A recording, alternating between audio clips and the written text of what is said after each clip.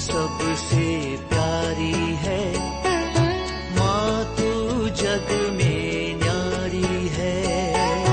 माँ तू सबसे प्यारी है, माँ तू जग में न्यारी है। अपने आंचल में रखना, अपने आंचल में रखना, हमें वरदानों से भरना। माँ तू सबसे प्यारी है, माँ तू जग में न्यारी है। माँ तू सबसे प्यारी है, माँ तू जग में न्यारी है। पिता, पुत्र और पवित्र आत्मा के नाम पर आमीन। आप सबों को जय यीशु। आज हम लोगों का फैक्ट चेक का 38वां क्लास है। मैं हमारे इस क्लास को यहां पर समाप्त करना चाहूंगा 38 क्लास के द्वारा, क्योंकि अभी हम लोगों को मालूम है माता मरियम का जन्मोत्सव हम लोग सितंबर 8 तारीख को मनाने जा रहे हैं। उससे पूर्व में 9 दिनों का नवरोजी प्रार्थनाएं होता है। मेरे मन में आया माता मरियम के विषय में इन दिनों में हम लोग थोड़ा मनन चिंतन करेंगे, स्टडी करेंगे। इसलिए आज के फैक्ट चेक के अंदर भी मेरे पास अनेकों माता मरियम के विरुद्ध में सवाल है, जो झूठी शिक्षाएं जो चल रहा है। कुछ का तो हम लोग इसी सीरियल में फैक्ट चेक के अंदर ही चेक कर दिया सत्य क्या है, और कुछ अन्य बातें हैं उसको आने वाले दिनों में हम लोग सितंबर 8 तारीख तक यही मनन चिंतन करते जाएंगे माता मरियम के विषय में। तो आज थोड़ा सा जल्दी जल्दी जो लोगों को जिसके ऊपर शिकायत है उसका थोड़ा सा उत्तर देना चाहूंगा, कुछ बातों को उठा करके, क्योंकि मांगा हुआ है तो उसका भी उत्तर हो जाएगा। कुछ का तो मैंने ऑलरेडी बता दिया है, और माता मरियम के विषय में जितने भी लोग जो गलत झूठी शिक्षाएं फैला रहा है उसका सबका अनेकों बार मैं उत्तर दे चुका हूं। यदि आप इस YouTube चैनल के डिस्क्रिप्शन में जाएंगे, जो लिस्ट डाला हुआ है उस लिस्ट के अंदर माता मरियम के विषय में क्लासेस है। यदि आप देखेंगे उसके अंदर मेरे ख्याल में 50 क्लासेस हैं, तो उसको देख लीजिए और उसको स्टडी कीजिए। अगर माता मरियम के विषय में आपको और भी कुछ ऐसा डाउट है तो आज छोटी छोटी बातों में उत्तर देते हुए कुछ सवालों का जवाब देना चाहूंगा। सबसे पहले आजकल के इस क्लास के अंदर भी अनेकों बार जो टिप्पणियां लिख कर रखा है इन पेंटेकोस्टल कलीसिया के जो भी रिप्रेजेंटेटिव हमारे यूट्यूब चैनल में जो लड़ने वाले, मैंने उनमें से एक दो नोट कर रख दिया था। इनको जवाब देंगे, क्योंकि अभी आगे हम लोगों को मैं लेकर के नहीं जाना चाहता हूं। आज फैक्ट चेक का 38वां क्लास के साथ मैं खत्म कर रहा हूं। यदि आपको इन क्लासों को अच्छा लगा है, सीखने के लिए कुछ मिला है, आपके मन में जो डाउट था वो क्लियर हुआ है, मुझे खुशी है। आप भी टिप्पणी में लिख दीजिए। और एक काम और करना, आप कोशिश कीजिए कम से कम हमारे कैथोलिक कलीसिया के हर एक सदस्य के पास इन क्लास को पहुंचाने का प्रयत्न कीजिए। आप अपने ग्रुपों में पर्सनली सब इसको फॉरवर्ड करते हुए अनेकों लोगों तक इन क्लासों को पहुंचाइए। यदि आपको फायदा मिल रहा है, अन्य लोगों को भी फायदा मिलने दो। अनेकों लोग मेरे को फोन भी कर करके बताते हैं ये बहुत उपयोगी है। इसलिए मैं रोज मेहनत कर रहा हूँ, कहीं से भी हो मैं समय ढूंढ करके क्लास डालने का प्रयत्न करता हूँ। इसके विषय में ऐसा नहीं दे सकता है, स्टडी करना है, मेहनत है उसके ऊपर बहुत। ये इसलिए है क्योंकि बहुत लोग रोज देख रहा है, उनको फल मिल रहा है, विश्वास में दृढ़ बन रहा है, कैथोलिक चर्च का टीचिंग सही है, ये उनको पता चल रहा है। मुझे इस बात का भी खुशी है, अनेकों प्रोटेस्टेंट लोग मेरा ये क्लास देख करके सीख रहा है। कई लोग हमारे इसके अंदर ही मिलेगा टिप्पणियां लिखा हुआ, प्रोटेस्टेंट चर्च को छोड़ करके अभी वापस कैथोलिक चर्च में आया, क्योंकि गलत शिक्षाएं या हो सकता है शिक्षा सही रूप से उनको नहीं दिया गया, वो हमारा कलीसिया का गलती है, इस कारण ऐसे भटके थे। तो आज के क्लास में सबसे पहला कई बार लिखने वाला एक टिप्पणी, मरियम से प्रार्थना करना नहीं है, क्योंकि एक ही मध्यस्थ है। उसके लिए 2 वचन उठाते हैं, कौन सा? तिमोथी का पहला पत्र दिया है 2 वाक्य 5। तिमोथी का पहला पत्र दिया है 5 में एक ही मध्यस्थ है, वो प्रभु ईसा मसीह लिखा।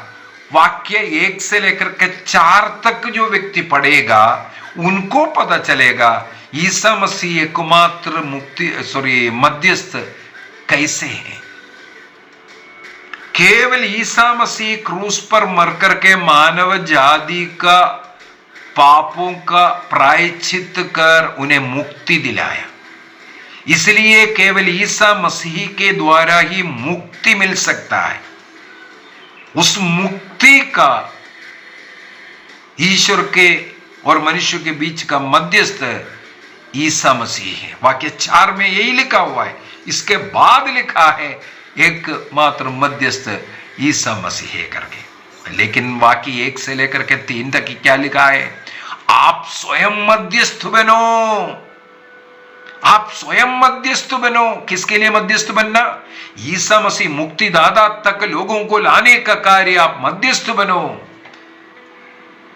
अगला सवाल है, बाइबल में कहां लिखा है मरियम से प्रार्थना करो?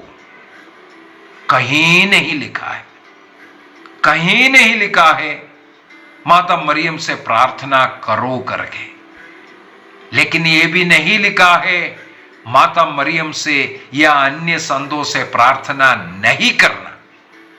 किया हुआ उदाहरण हमें बाइबल से ही मिलता है। यदि हम लोग पुराना विधान का एक शब्द उड़ाते हैं, जर्मिया का ग्रंथ अध्याय 15 वाक्य 5 को अगर पढ़ेंगे, वहां पर 15 का वाक्य 1 वहां पर हम पढ़ेंगे, वहां पर लिखा है, ईश्वर कहता है चाहे मूसा नबी चाहे सामुएल ये मेरे सामने खड़े होकर के कितना भी प्रार्थना करो, मध्यस्थ करो, लेकिन मैं उनकी प्रार्थना, उनकी रिक्वेस्ट नहीं सुनूंगा, नहीं सुनेगा बोला। क्या कारण है? जिनके लिए ये बोला है वो जो लोग इतना अधर्म पाप में पड़ा हुआ है, इसलिए यदि मूसा या सामुएल भी आकर के मेरे सामने खड़े होकर के मध्यस्थ करने तो मैं नहीं सुनूंगा। इसका क्या अर्थ है? इसका क्या अर्थ है? हम लोग उत्पत्ति ग्रंथ से ही देख रहा है कोई ना कोई व्यक्ति ईश्वर के सामने मध्यस्थ करता हुआ। ईश्वर मध्यस्थ प्रार्थना के विरुद्ध नहीं, लेकिन ईश्वर को सबसे अच्छा लगने वाला प्रार्थना है मध्यस्थ प्रार्थना। हम अपने लिए मांगने से बढ़ करके यदि हम दूसरों के लिए मांगेंगे, यदि हम दूसरों के लिए प्रार्थना करेंगे, यदि हम अन्य लोगों के लिए मध्यस्थ बनेंगे, ये ईश्वर को बहुत ही प्रिय प्रार्थना है। पहला तिमोथी अध्याय 2 वाक्य 1 से 3 तक वचन यही बोल करके दे रहा है।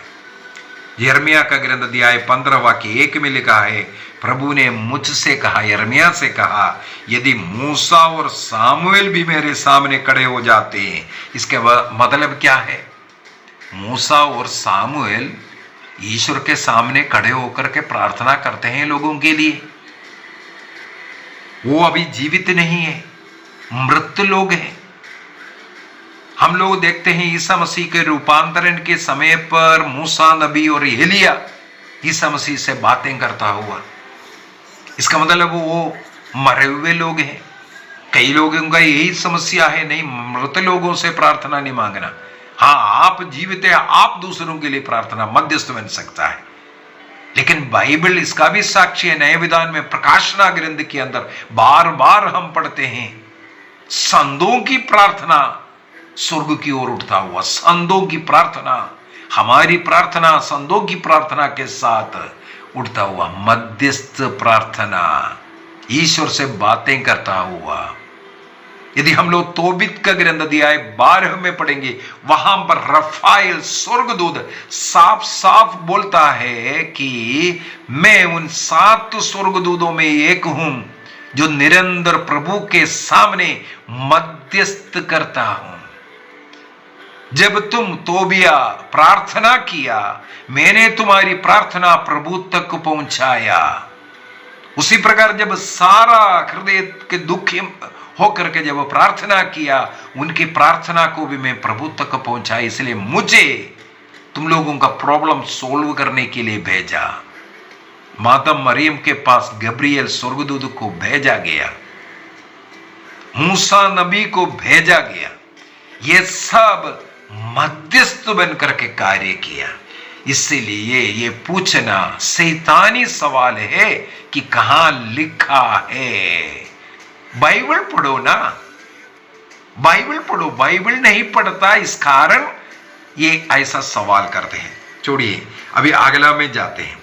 कहते हैं माता मरियम मर गया है, मरे हुए लोगों से प्रार्थना मत करो, और दूसरा है मरे हुए लोगों के लिए भी नहीं प्रार्थना करना।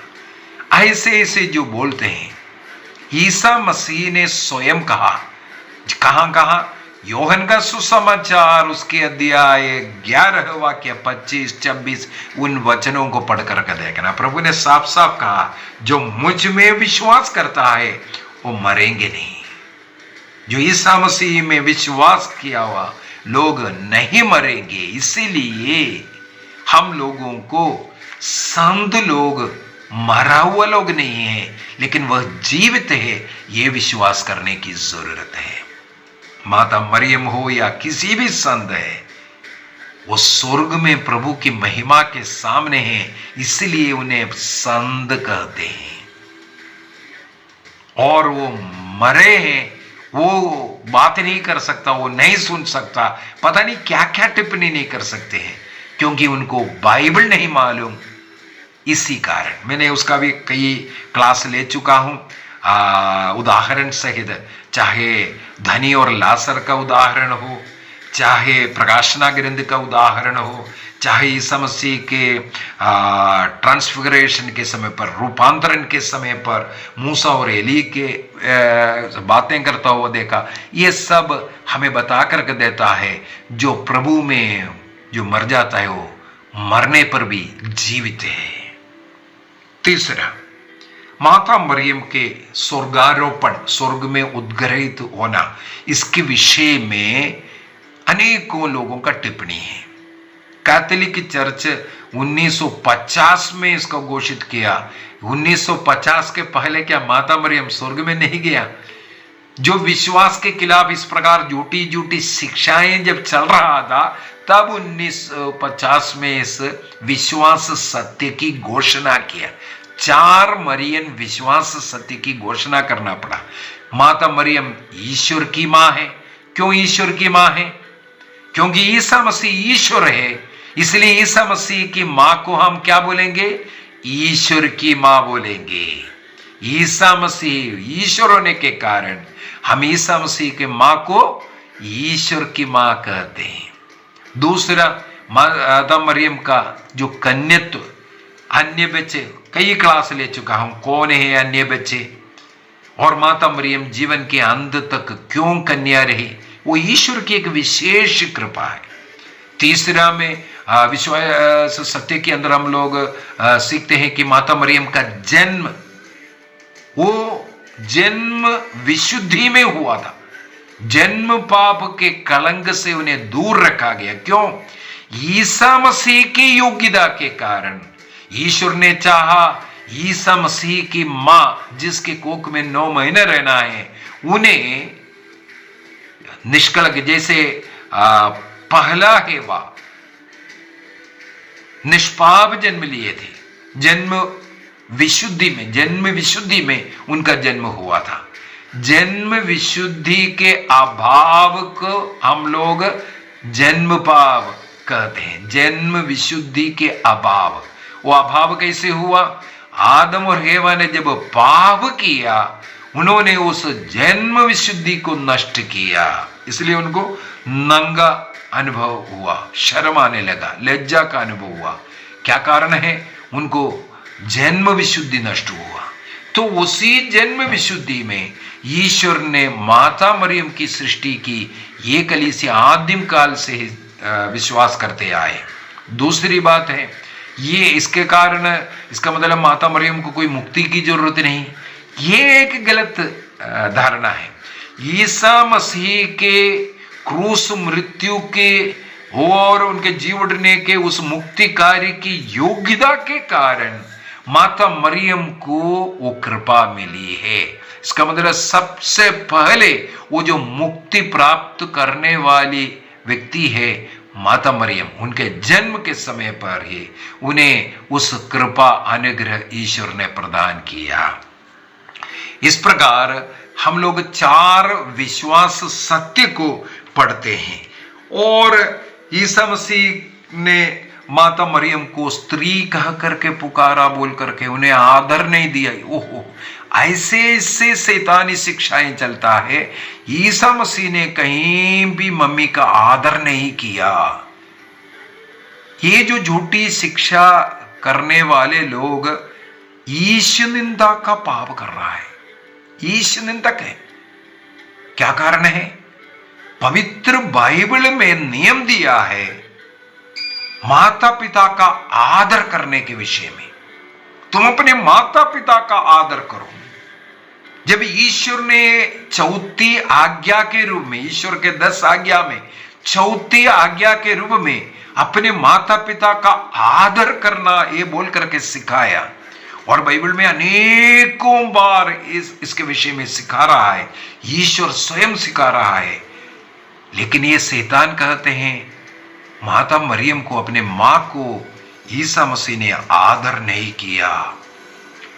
इससे बढ़कर के एक ईश निंदा का पाप नहीं है। अभी माता मरियम को भद्रे कह करके पुकारना या स्त्री कह करके पुकारना, मैंने इसका भी क्लास ले चुका हूं। ग्रीक भाषा में उस शब्द जो इस्तेमाल किया है वो आदरणीय शब्द है। और क्यों उस शब्द को इस्तेमाल किया? उत्पत्ति ग्रंथ अध्याय 3:15 में जो प्रोटो इवांचुलियम कहते हैं, जिसे प्रोटो इवांचुलियम कहते हैं, सबसे पहले वाला जो सुसमाचार, उत्पत्ति ग्रंथ अध्याय 3:15 मुक्तिदाता का घोषणा हुआ था। जब मनुष्य ने, आदि मानव ने पाप किया, वहां पर स्त्री का संतान के द्वारा, स्त्री का पुत्र के द्वारा यह संभव होगा, शैतान का सिर कुचलेगा, यह घोषणा किया था। इसलिए नबी इसहाक के ग्रंथ के अंदर अध्याय 7:14 के अंदर इसलिए घोषणा किया है कि एक चिन्ह के रूप में वही स्त्री कन्या में जन्म लेने वाला वो मुक्तिदाता का घोषणा करना। और संत योहन इसके विषय में लिखा हुआ है, स्त्री कह करके। योहन का सुसमाचार का गहराई से जो व्यक्ति पढ़ाई करेगा वो इस प्रकार का मूर्खता नहीं कहेगा। मैंने इसलिए बार बार बोल करके दे रहा हूं, इन पेंटेकोस्टल लोगों को बाइबल बिल्कुल नहीं मालूम है। यदि बाइबल मालूम होते तो योहन का सुसमाचार को कैसे रचना किया, उत्पत्ति ग्रंथ के साथ, पंच ग्रंथी के साथ योहन का सुसमाचार किस प्रकार मिलता है और वहां का क्या क्या बातें यहां उठा कर रखा है, इसको जो व्यक्ति सीखेगा उनको पता चलेगा, हाँ ये योहन ने उत्पत्ति ग्रंथ में लिखा हुआ वो प्रोटो इवांचुलियम को यहां सबसे पहले लेकर के आया। काना के विवाह के समय पर माता मरियम ने जब उस घर के लिए अनुरोध किया, मध्यस्थ किया, तब भद्रे कह करके इसलिए पुकारा क्योंकि इसके बाद वो एक महान चमत्कार करने वाला है। उनका पहला चमत्कार जिसके द्वारा वो देखने वाले लोग और उनके जो शिष्य लोग ईसा मसीह में विश्वास किया करके लिखा, उस विश्वास करने का कारण है ये भद्रे, अर्थात जो उत्पत्ति ग्रंथ 3:15 में बोलने वाला वो स्त्री यह है, और उस स्त्री का पुत्र जो शैतान का सिर कुचलने वाला ईसा मसीह करके घोषणा करने के लिए उस स्त्री को स्त्री कह करके पुकारना पड़ता है। उस शब्द को वहां पर प्रोटो इवांजेलियम वाला यहां लेकर के आया। इसके बाद एक और बार बुलाते हैं, कहां बुलाया? क्रूस पर है। योहन का सुसमाचार अध्याय 19 वाक्य 25, 26, 27 को अगर हम पढ़ेंगे, वहां पर हम लोगों को विशेषकर 26 और 27वां वचन में हम लोगों को पढ़ने के लिए मिलता है ईसा मसीह ने मां को फिर से भद्रे कह करके पुकारा। यदि मां को प्यार नहीं करते तो वहां पर उनको ये बुलाने का भी जरूरत नहीं। मां के विषय में चिंता, प्यार के कारण जो गर्भ में उन्हें वहन किया, इसके बाद वो क्रूस तक वे दोनों एक हृदय एक मन होकर के जीवन जिया। उस मां को छोड़ करके जाने के पूर्व में फिर से वो बुलाया। आकाश व पृथ्वी के बीच बीच में लड़कते हुए सारे संसार को घोषित करते हुए कहा, वो प्रोटो इवांजेलियम उत्पत्ति ग्रंथ 3:15 में लिखा हुआ वो स्त्री का संतान मैं हूं, जो एक क्रूस मृत्यु के द्वारा शैतान का सिर को कुचलने वाला। इसको झूठी शिक्षा में पता नहीं क्या क्या नहीं बोल करके दे रहा है। भद्रे बुला रहा है, स्त्री बुलाया है, आदर नहीं दे रहा है, ऐसे ऐसे बोल करके कितना कितना गलत शिक्षा है। आगे भी कई शिक्षाएं आपको मैं बता कर दूंगा, क्योंकि आगे 8 सितंबर तक अभी प्रतिदिन माता मरियम के विषय में, उनके विषय में हम मनन चिंतन करने जा रहा है। कल के क्लास में एक बहुत बड़ा चमत्कार, माता मरियम का एक वस्त्र एक जगह पर रखा है, उसके विषय में कल के क्लास में भी मैं बताऊंगा। आइए हम अपनी आंखें बंद करें, प्रभु को धन्यवाद दीजिए माता मरियम के लिए, कलीसिया के लिए, कलीसिया के सभी अगुवा लोगों के लिए धन्यवाद दीजिए। हमें माता मरियम के उदाहरण बहुत कुछ मिला, और कलीसिया सच्ची शिक्षा के द्वारा वो जो झूठे अभियोग लगाने वालों के हर बात का खंडन करते हैं। आज भी हम लोग 5-6 बातों पर जल्दी जल्दी मनन चिंतन किया, और कल से हम लोग एक नया माता मरियम के ही विषय में इस क्लास को आगे बढ़ाते रहेंगे। उसके लिए प्रभु हम सबों को आशीष प्रदान करे, पिता, पुत्र और पवित्र आत्मा के नाम पर, आमीन। आप सबों को जय यीशु।